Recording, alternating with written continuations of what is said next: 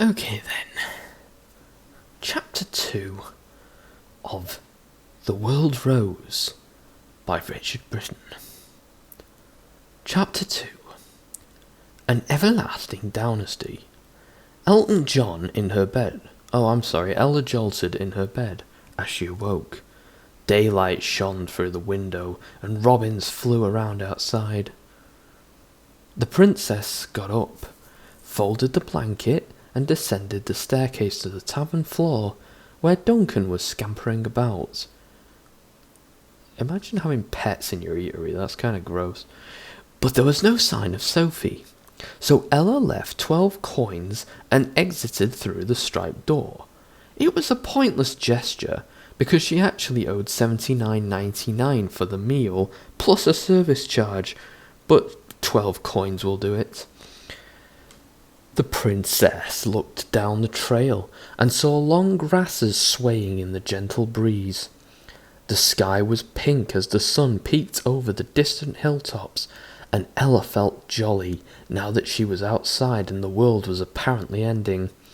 She remembered the instructions given by the bard: 4 hours down this trail, and about the same length of time up a river. This place was indeed a geographical oddity, 4 hours away from everywhere. Ella skipped, and Duncan trotted in a sprightly manner alongside her. The princess hummed a tune that she had learnt yesterday, a song about the valour of King Harold and her grandfather. The birds chirped their own merry ditties as flashes of green and yellow feathers jumped between trees. At this point, a line of badgers crossed the track of a short distance between the travellers. Duncan was so bemused by the sight of the black and white creatures scurrying in a single file that, rather than charge, he simply watched, while Ella grinned with a hand on her hip. In the first 3 hours of the morning the pair made good progress, and barely paused, but then they were forced to stop by what lay ahead. Two huge horned brown bovine animals, it was almost like a tongue twister, blocked the trail.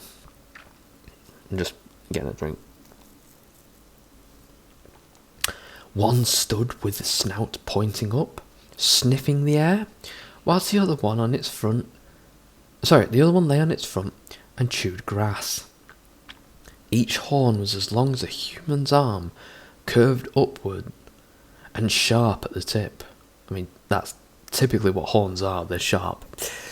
The princess and the bulldog moved tentatively closer step by step, as they tried to establish whether these beasts who had barely acknowledged their presence were even interested in them. I don't blame them for not being interested in them. Ella suddenly felt a hand on her shoulder and jumped, turning her head. Oh shit, one of the cows put a hand on her shoulder? That's creepy as fuck. Hello there, my love. Do not fear. These cows are perfectly alright. These cows are perfectly alright. Highland cattle, you see. About as docile as they come. The tall man appeared to have horns himself, but that was just his hairstyle. Oh, it's not Cecil the Fawn then. 2 dyed purple cones extended from his head and wobbled as he spoke. I'm merely resting 'em. Oxen they aren't, the stranger chuckled, almost seeming to be talking to himself, as he rarely glanced at the princess. They are yours? Ella looked at the large cows. Indeed. I'm on my way to Teffria. I'm pretty sure I've read the name Teffria somewhere else, but it is quite generic in general, so. I'm on my way to Teffria to sell some wares. The purple-haired man gestured at some packs on the ground, which had presumably removed from the backs of the cattle. You're a merchant, then? Ella studied the talkative fellow, who had the lightest sky-blue eyes and skin. Light blue sky-blue eyes, and skin which appeared silvery. So he's like the Silver Surfer, then? He was thin, at least 6 feet tall, and wore a navy blue outfit trimmed with mottled gold edges. A mulberry cape hung over his back. My name's Jandrol Heth. He offered a lengthy hand, like Mr. Fantastic. Can this guy decide what superhero he is? Ella, the maiden, daintily shook the merchant's hand. Jandrol's reaction was nothing other than a polite nod. Either he did not know of the famous princess, or he assumed that this was another Ella. Perhaps after a day of travel she did not quite look as stunning as she often did. Often did? Bitch, you never look stunning. You're a basic bitch. Her veil covered her hair and some of her face, but she was beautiful nonetheless. A lot of these people like to jerk off their own characters, don't they? Oh yeah, Ella, you're a pretty girl. And he was handsome too. If a little odd looking. There hasn't been an ugly man in this. It's a bit ugly phobic. The princess decided not to reveal her legal identity on this occasion. I mean, she's revealed it to everyone else. She might as fucking well. It is rare to see a young maiden walk through the woods alone, though I see your canine companion. Where are you going, if you don't mind me asking? Or are you just a bit of a loose end? Are you just at a bit of a loose end? Sorry, he turned into Al Pacino then, he was gonna fucking whack her. No, Ella said curtly to the inquisitive individual. I am on my way to meet someone. Ah, I see, Jandrol swallowed, seemingly suddenly nervous in the presence of Ella's scrutinizing gaze. Well, if we're going the same way, perhaps we could walk together. Very well, Ella offered a smile. I need to find a river about an hour down this trail. Then let me waste no more of your time. The merchant hoisted the cargo onto the cows and tied the various bags into place. In the midst of one of the packs was an elaborate wooden chest with a gilded lock on its front. After ensuring that the loads were safely fixed, Jandrol stepped between the cattle and tugged on their reins. What do you sell? Asked Ella. Oh, everything really, replied the merchant, in that quick and eager tone which Ella had already learned was characteristic of him. I started off just selling slaves, then I started selling children, drugs, whatever I could get me hands on. Now I'm selling biological weapons. I come from a land very far away. Originally I brought wine, and this is the finest you will ever taste. But over the past year, I've moved from town to town, realm to realm, trading goods of all and every manner. Spices, jewellery, weapons, crockery, child sex slaves. I am even hoping to sell these cows soon. Well, that's nice. You must live a very interesting life. You could say that. I arrived in this particular realm only a few weeks ago. Are you familiar with it? Yes, if there's anything that you would like to know... Yes, if there's anything you'd like to know, then ask away, for I have lived here all my life. The merchant glanced at the canopy of the trees above. What are the taxes like? I haven't had to pay any yet. Nothing out of the ordinary, Ella said. Similar to the taxes in most other realms around here, I suppose. We make the poor pay for everything and give the rich tax cuts. We're a real progressive society. Jandrol nodded. Are there any particular dangers I should be aware of? Well, this is a fairly safe area, but there are bandits operating along the coastal regions, so it's safe where it isn't, except it isn't, okay. I would avoid heading there as you could be ambushed. Merchants carrying goods like yourself tend to be prime targets, as opposed to people carrying fucking nothing. Ah, thank you for the information. I usually avoid main roads for that reason. Bandits rarely waylay minor trails like this. They're called highwaymen after all. Jandrol paused. Oh, but there is this one thing that interests me about this realm. Stories of a complete basic bitch cunt who lives high up on the hill. Eleanor, I believe her name is. Sorry, his accent changed for some fucking reason. I apologise. Ella smiled faintly as the dark silk veil hung across her face. It's Ella, actually. I should know, as I was named after her. You have my condolences. You must be of a similar age, too. Indeed. I was born a few weeks after the great ceremony which took place following the princess's birth. Imagine being such a fucking egotist that you have to have a ceremony for your child's birth. Ella became a popular name for babies that year, obviously, and my mother chose it for me. Phenomenal. Aren't we lucky to not be named Ella? If I was named Ella, I'd fucking neck myself. I mean, aren't we lucky to be living in the realm of such a celebrated figure? Fucking kiss ass. Perhaps one day I can entice the fair princess with my wine, Jandrol chuckled. I must meet her before I die.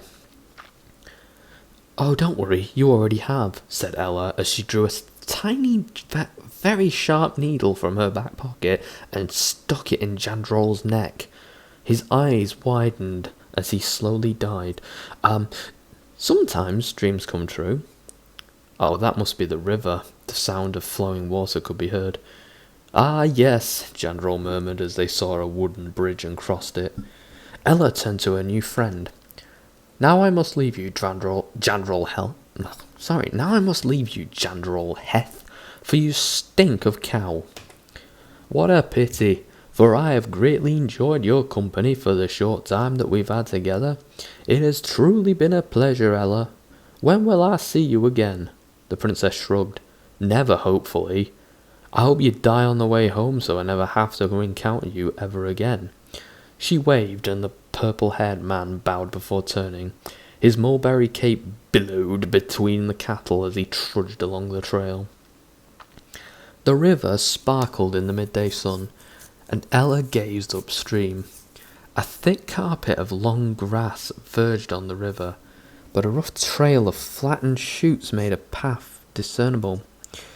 Ella went up the slope, followed by Duncan. She was a proficient hiker, but he was more likely to encounter difficulties, being a fat, useless, lazy fuck. The Bulldog was soon panting, and his lengthy tongue hung out as he struggled to keep up with his mistress. Come along now, Duncan. Occasionally the Bulldog looked like he wanted to stop moving entirely, but Ella was enjoying his suffering too much to let him rest. She coaxed him along with scraps of dried meat, with which she enticed him. The princess plucked daisies and dandelions and placed them in her hair. She smiled as the day grew warmer and merrily bounced along, stretching her arms out on either side of her swaying form. All she's literally done is walk through the forest for fucking ages. After a short steep ascent, the pair came to relatively flat ground. The river meandered sharply and they entered a splendid valley. A lilac haze covered the fields on both sides of the river. The travellers were now in open meadowlands, and the princess frolicked whilst the Bulldog bounded joyfully through the flowers. The valley seemed to amplify the heat of the sun. A cool breeze offered some relief, but bushes and trees high up swayed in a stronger wind which did not reach the pair. Swifts danced through the air in sparse flocks, twisting and turning so sharply that it was impossible to follow anyone.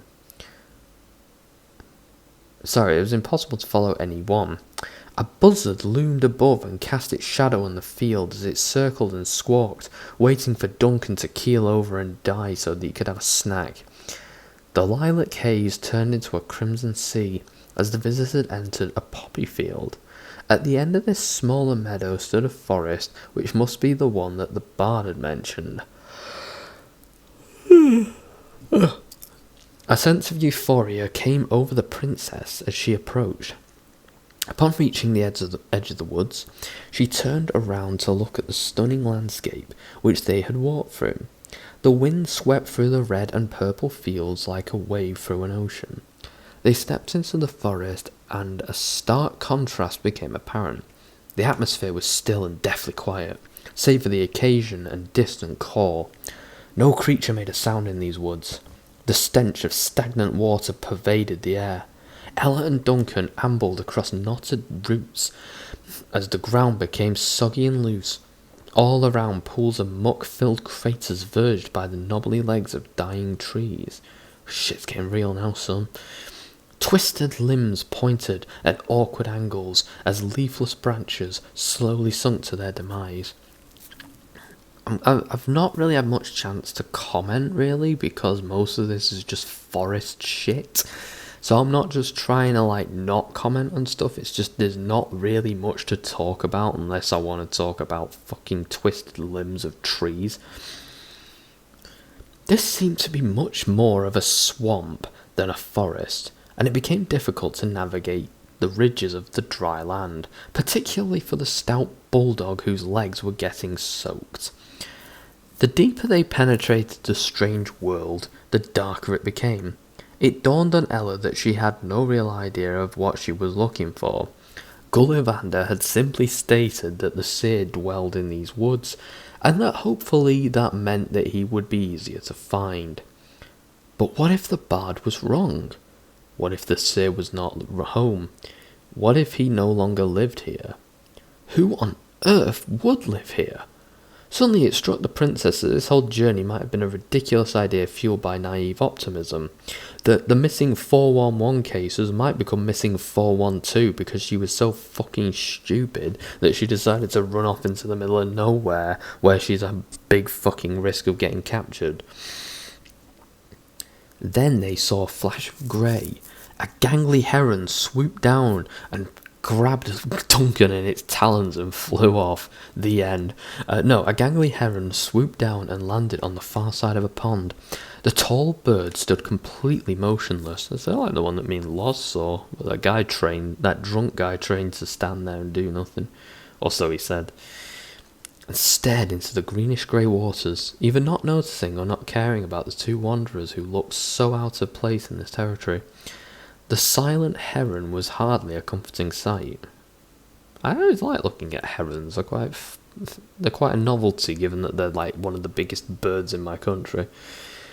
But it was reassuring that something lived in this rotten realm. Suddenly, a sheet of white lightning illuminated the dreary landscape. For just a second the travellers could see far through the gaunt woodland. Menacing silhouettes seemed to lurk in the distance, only to fade into darkness. Oh shit's getting real now, boys. Thunder rumbled in the skies, and the heavens opened. And Ella's mother extended her middle finger and showed it to Ella before plucking it back into the clouds and shutting the door in her face. Thunder rumbled in the skies and the heavens opened. What had seemed a wonderful day in the idyllic valley not long ago had turned into something wretched and woeful. It would seem that the weather seemed to depend on the atmosphere that the author wanted. Rain poured onto the canopy, which had been concealed by a dense layer of tangled vines and branches. At least it provided shelter, as the water only poured into the existing pools. The princess and the bulldog saw a surprisingly healthy-looking willow tree ahead. A most welcome growth of green, almost a vast grey amongst the grass. Welcome growth of green among the vast grey bog. These colours are doing my tits in. They walked towards it and pushed aside a slender curtain of foliage. As they entered the willow enclosure, they found themselves in a beautiful haven. The long leaves provided a serene sanctuary in the midst of the dreadful domain. Ella looked down at Duncan, who was glancing around fearfully and jumping whenever the thunder struck. The princess sat down against a thick tree trunk and comforted her bulldog, who began to appear a bit more assured. Yeah, because if a big fucking dog is scared and a scrawny little girl who's stupid as fuck is patting him on the head, that'll assure him. A sudden breeze made the willow leaves flutter, and the sounds of chimes was heard. It jingled like the disharmonious melody of an ethereal world. Duncan tilted his head to evaluate the delicate tune of assorted metal notes, which seemed to be coming from the high on the other side of the tree. Coming from high on the other side of the tree. Ella wandered around there and saw a ladder of wooden rungs swaying on 2 long strands of rope. "Ella Chandra," a croaky voice called. The princess looked up and saw the outline of a person standing among the branches. "Mr. Saxophilius?" "That is I. Come up." Ella glanced at Duncan, who would never make it up the ladder. "What about my dog?" "Fuck 'em." A whirring sound ensued as a pulley was lowered, consisting of a thick rope with a noose tied at the bottom. Ella quickly realised that the fucking scholar dude wanted her to hang her dog, and she was starting to like this idea. Okay, it consisted of a thick rope with a cloth harness. The princess was uncertain that such a device could support her fat fuck Bulldog, but she tied him in and watched as he rose. Of the many weird and wacky sights Ella had witnessed, seeing Duncan levitate probably came first. His facial expression was blank and droopy, as though he had just settled in his basket for the night, while his meaty frame swung and his legs dangled freely. Ella ascended the ladder, remaining alongside her pet in case something went wrong. She passed those metal chimes and eventually reached a wooden platform. A short old man turned a wheel to reel in the pulley mechanism's rope. He had a large head with messy green hair to his shoulders, a crooked nose, small ochre eyes, ochre or ochre, I don't know, eyes and prominent brows. A scraggly beard which curled at the ends adorned the corners of his angular face. Sorry, I can feel a hiccup coming on. A scraggly beard which curled at the end adorned the corner. Oh, sorry. Barely more than 5 feet tall, he wore a mud-streaked olive robe. Ella helped Duncan onto the platform and released him from the harness. "Greetings," said Saxophilius. "Hello. Did you know who I was? Were you expecting me?" "No, I guessed. Come, let us look inside. Sorry, let us talk inside." The elderly seer led the pair onto a loose bridge over a swamp, but Duncan proceeded hesitantly as he glanced through the gaps between the planks. From the middle of the bridge... Sorry, I just want to see when the next... oh, there's no page numbers on the... Okay, so about 3 or 4 more. Just gonna get a drink. Clouds could be seen, and a sudden soaking was enough to prompt the Bulldog to quicken his step. At the end of the bridge was a larger tree which supported a hexagonal house. Saxophilius opened his front door, and an intensely woody smell hit them. How do they know what Woody from Toy Story smells like? Oh, whatever. The dwelling consisted of a single room, built around a broad trunk, and an open window provided the only source of light. "I was just making some tea. Would you like some?" I don't know why I was just making some tea. Would you like some? Saxophilius hobbled to a copper kettle. I hate this alliteration. "Yes, please. That would be lovely." "Sit down." Saxophilius gestured to a carved chair in front of a stump table. Ella sat and felt a sense of relief at having finally reached her destination, even if the seer did not enlighten her with profound wisdom within the first 4 seconds of meeting her, for which she had come. At least she had found him, and his home was surreally pleasant. Duncan collapsed on the floor and died at Ella's feet. The Bulldog's brown eyes rolled back into his skull as he exhaled his last... The Duncan's brown eyes studied the interesting old man. Saxophilus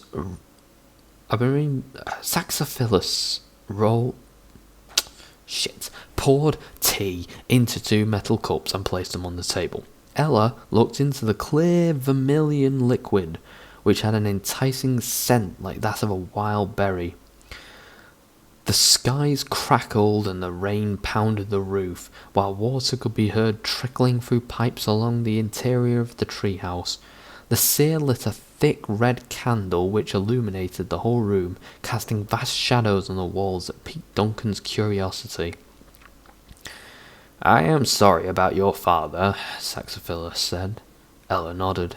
"Thank you. I know you and he did not have the best of relationships, but I believe that you're both wise men." The seer smiled. "I only ever saw him when he was a prince, at a similar time to you, actually, just before his coronation. That was half a century ago. But he did marvellous things in this realm as ruler." "Well, hopefully it won't be the same with me. I mean, I hope I will be able to see you when I'm queen." Saxophilus chuckled. "I hope so too, because I won't be alive in another 50 years. I understand that you are to become monarch within days." "In 2 days, yes. But I wanted to visit you first because I know that you're a seer of great insight, and I hope to gain some of your knowledge." A raven flashed across the window. "Knowledge must never be forced," said the wizened sage as he raised his teacup to his lips. Ella smirked. "My father used to say that. See, you were more alike than people would have.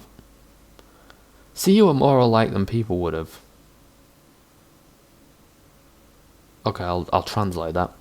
See, you're more alike than... Yes, see, you're more alike than people would have guessed." "I will answer any questions you have to the best of my abilities, but first I must know if you would like to have dinner here." The candles gave off fumes of an unusual colour, like bitter plums. Ella watched the flickering flame and then looked up at her host. "That would be marvellous, Mr. Saxophilus. Thank you very much. If you're going to have an important character, why would you have his name so fucking infuriating to pronounce?" "Excellent, Saxophilus." Oh my god. You know, I'm this close to just calling him Saxon. Saxophilus rose from his seat to begin the culinary preparations. "You may sleep here too, of course. There's plenty of space. Just don't blame me if I end up copping a feel in the night." Ella glanced around the room. "Well, that would be perfect. Duncan and I are both really tired." "Ah, so the rehypnol's kicked in." Saxophilus rifled through a cluttered cupboard whilst the princess sipped her tea, which left a sharp rehypnol aftertaste. Combined with some strong candle fumes, the berry brew caused Ella to gradually slump in her chair, and she drifted off. So he did put rehypnol in her tea, okay. She awoke to the pleasant smell of stew. Steam billowed from a cooking pot gurgling atop a small stove, and an aroma of nuts, vegetables, and herbs wafted. "It is ready," the seer announced. "Oh, I'm sorry I fell asleep." Ella rubbed her neck. "It smells delicious." Saxophilus scooped up 3 portions with a ladle. "It's pea and nut stew, with onions and herbs." He brought the bowl to Ella.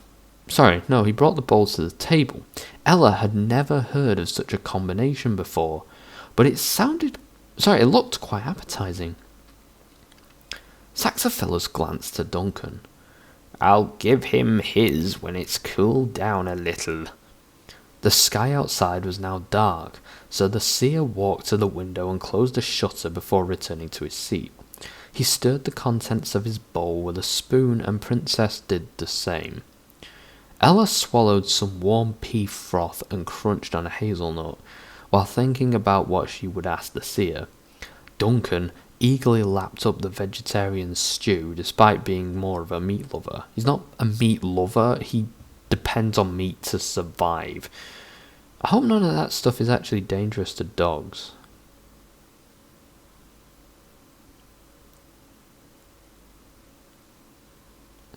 Hold on a minute, can you give onions to dogs? I'm fairly certain that onions are actually, dangerous for dogs, but I might be thinking of something else. Things that kill dogs.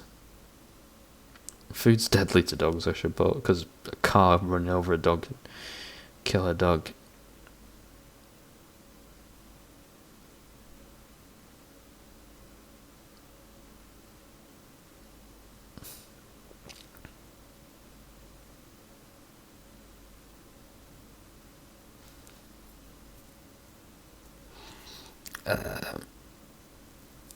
Alright, a lot of nuts are, like, not to be fed to dogs.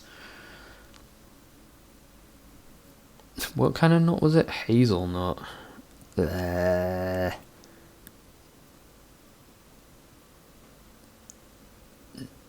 Never feed. Yeah, there's nothing about hazelnuts. But there is a thing here that says onions should be limited or avoided because they're not good for dogs.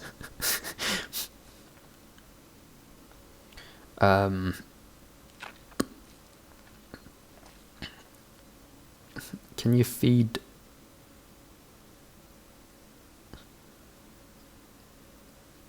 dogs hazelnuts?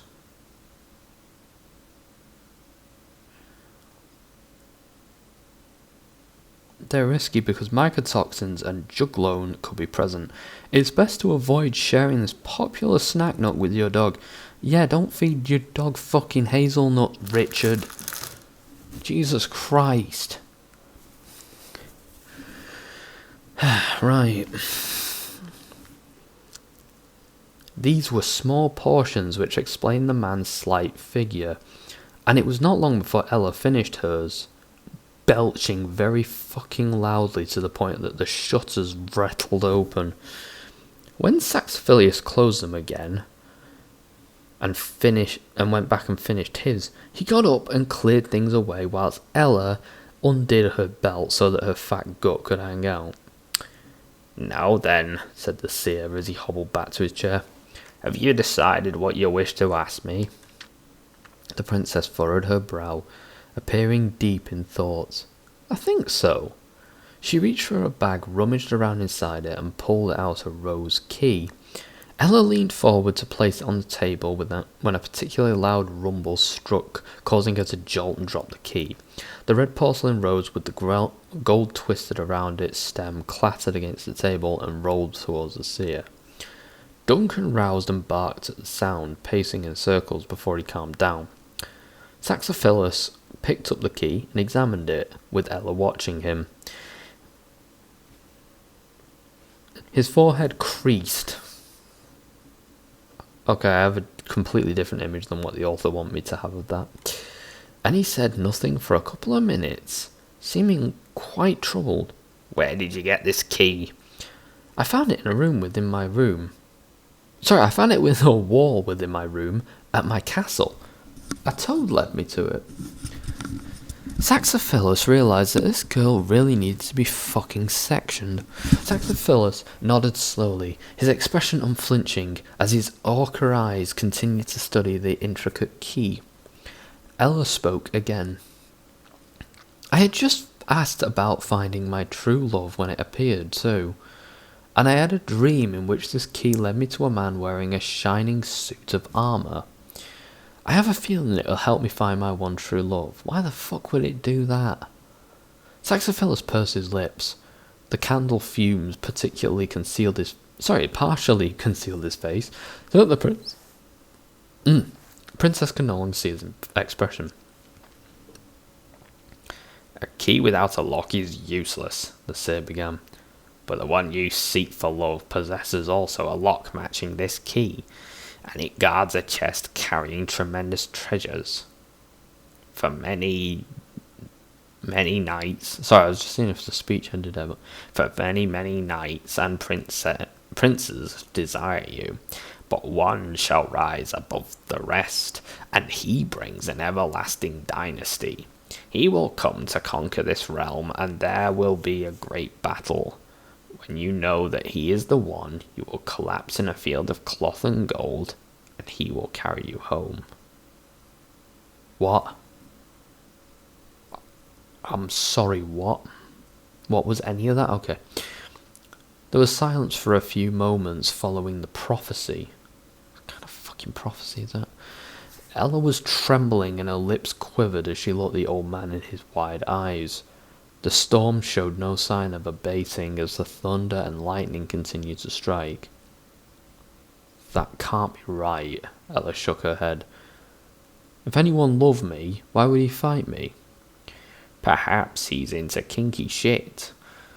I mean, perhaps you will not know that you love him until you have fought him. The seer paused and slowly drew a padlock from his pocket whilst wiggling his eyebrows. I mean, and when you truly love something, and you are prepared to fight it, and the greater ones fight, the greater one's final reward. The princess curled her lip in anger. I'm not a reward. I'm a consolation prize. And I want love, not treasure or land or dynasty. Saxophilus shrugged. Well, this man appears to have all those things. You might not love him for them, but he has them nonetheless. You could kill him, and they could be yours. I mean, and now that you are to become queen, you must think about such things, just as your father did. For what is a monarch without wealth, a realm without land, and a throne without a dynasty?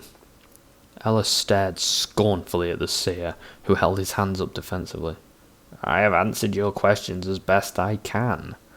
The red candle flickered out while Ella sat silently raging. Saxophilus said, You must rest, for you are tired. You have a long journey home tomorrow, and important days beyond it. Ella began to nod slowly. The seer unfolded a quilted mattress and placed it on the floor of the princess. For the princess, along with a thick blanket. Thank you, she murmured. Saxophilus hobbled to a heap of straw on the far side of the room, and Ella eventually moved to her bed. So, that was the end of that chapter, in which Ella finds out that she's going to have fisticuffs with this man, who will one day become her prize. I'm not going to be surprised if this knight is going to be called fucking Richard, but we'll see. You know, this isn't quite the train wreck that I was expecting it to be, despite the fact that that prophecy is really fucking stupid. It's not as bad as I was expecting. It's not what I'd call good, but I don't hate this yet. And I'm hoping that I don't hate it at all. We'll see. So until then, hopefully it turns out okay. Until then, I'll leave you eagerly awaiting to find out how this stupid prophecy is going to happen. How many chapters are there in this fucking thing? Oh my god, there's 17 and we're on 2. Oh fuck. Welche Kirche